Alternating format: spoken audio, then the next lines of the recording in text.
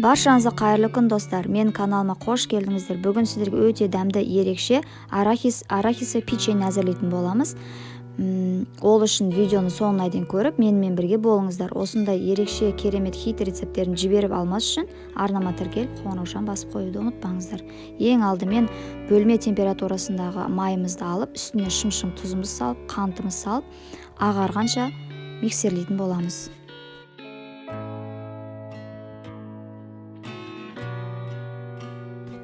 Массамыздың үстімізге бір жұмыртқаны салып, миксерлейтін боламыз 1-2 минуттай. Сосын ұнымыздың үстіне разрыхлителді салып, екеуін жақсы араластырып қоямыз. Қамырымыздың үстіне ұнның барлығын салуға болмайды. Печеньеміз қатып қалады. Шетінен жартылай қосып, лопатканың көмегімен не болмаса қолымызбен қамыр әзірлейтін боламыз.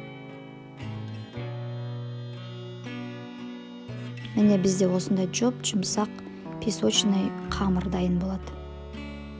Дайын болған қамырымызды пергаментный бумагаға 2-3 мм жайып шығамыз. Менде осындай домалақ пішінді формамен кесіп аламыз.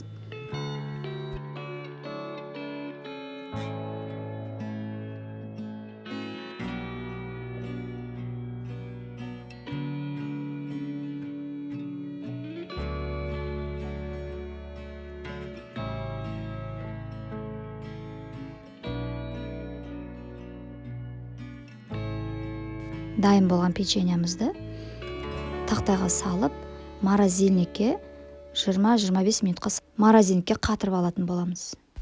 Бір жұмыртқаны жақсылап шанышқының көмегімен араластырып, печеньеміздің бетіне жағып шығамыз. Дәнекке аунатып, формамызға салып, пісіріп алатын боламыз. Алдын ала қызып тұрған 180 градусқа пешке 20-25 минут пісіріп алатын боламыз қызарғанша. Міне біздің арахисовый печеньеміз дайын болды. Өте дәмді, ерекше, песочный болып шықты. Міндетті түрде дайындап көріңіздер. Видео ұнаса каналға тіркеліп, лайк басып, комментарий қалдыруды ұмытпаңыздар. Ас болсын, сіздермен бірге болған Бауырсақ Фуд.